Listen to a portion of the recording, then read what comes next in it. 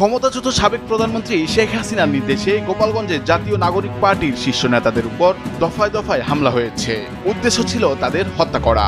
সামাজিক যোগাযোগ মাধ্যম থেকে শুরু করে পুরো হামলার সমন্বয় করেন নিষিদ্ধ সংগঠন ছাত্রলীগের সাবেক সভাপতি সাদ্দাম হোসেন। এই হামলাকে কেন্দ্র করে গুজব রটানো, মসজিদে মাইকিং সবই পূর্ব পরিকল্পনার অংশ। সামাজিক যোগাযোগ মাধ্যমে ছড়িয়ে পড়া অডিও বার্তা থেকে এমনটাই জানা গেছে। যেখানে যেখানে সম্ভব রাস্তাঘাট বন্ধ করে দেয়, আমাদের এই গোপালগঞ্জে আমাদের ছাত্রলীগের কর্মীদেরকে হত্যা করেছে, ছাত্রদেরকে হত্যা করেছে।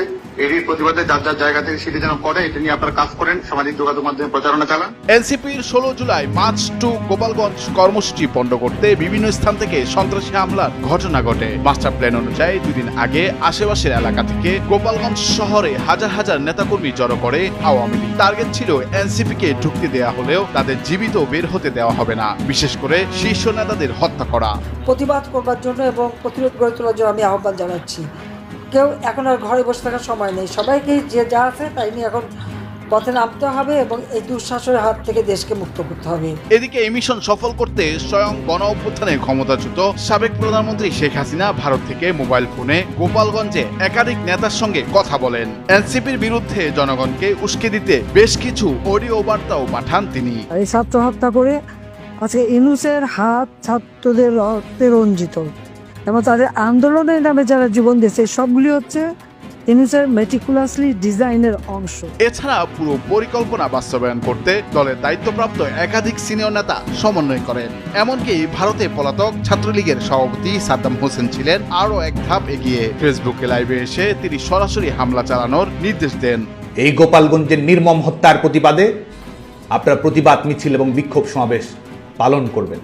সামাজিক যোগাযোগ মাধ্যমে ছড়িয়ে পড়া একটি অডিও বার্তা থেকে জানা যায়, শেখ হাসিনা নিষিদ্ধ ঘোষিত গোপালগঞ্জ জেলা ছাত্রলীগের সাধারণ সম্পাদক আতাউর রহমান পিয়ালকে বলেন, এনসিপি নাকি গোপালগঞ্জে যাচ্ছে, টুঙ্গিপাড়ায় আমার বাবার কবর ভেঙে ফেলার ঘোষণা দিয়েছে, তোমরা বসে আছো কেন, যে যেভাবে পারো প্রতিহত করো। গোপালগঞ্জে কোনোভাবে যাতে ওরা ঢুকতে না পারে, কোনো ধরনের কর্মসূচি যাতে করতে না পারে। মনে রাখবা, গোপালগঞ্জের মাটি থেকে ওদের কেউ যাতে অক্ষত অবস্থায় ফিরে যেতে না পারে। এখন আর ঘরে বসে থাকার সময় নেই, সবাইকে যে যা আছে তাই নিয়ে এখন পথে নামতে হবে এবং এই দুঃশাসনের হাত থেকে দেশকে মুক্ত করতে হবে।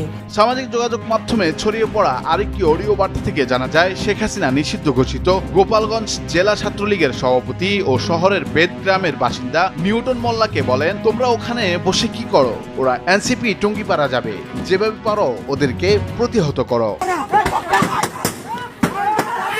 অভিযোগ রয়েছে, শেখ হাসিনার সঙ্গে টেলিফোনে কথা বলার পর দিন বুধবার গোপালগঞ্জ পৌর পার্ক মাঠে এনসিপির কর্মসূচির দিন সকালে নিষিদ্ধ ঘোষিত গোপালগঞ্জ জেলা ছাত্রলীগের সাধারণ সম্পাদক আতাউর রহমান পিয়ালের নেতৃত্বে এনসিপির গাড়ি বহরে হামলা হয়। জানা যায়, কেবল নিষিদ্ধ ঘোষিত ছাত্রলীগই নয়, শেখ হাসিনা আওয়ামী লীগ সহ দলের বিভিন্ন অঙ্গ ও সহযোগী সংগঠনের নেতাকর্মীদের সঙ্গে একাধিকবার টেলিফোনে কথা বলেন। শেখ হাসিনার নির্দেশের পর এনসিপির কর্মসূচি পণ্ড করা সহ দলটির শীর্ষ নেতাদের হত্যা করতে গোপালগঞ্জে থাকা দলের বিভিন্ন পর্যায়ে নেতাকর্মীরা চতুর্দিক থেকে একযোগে হামলা চালান। এদিকে সাবেক সংসদ সদস্য সোহেল তাজও এই হামলার জন্য শেখ হাসিনাকে দায়ী করেছেন। নুরুল আফসার, বৈশাখী সংবাদ।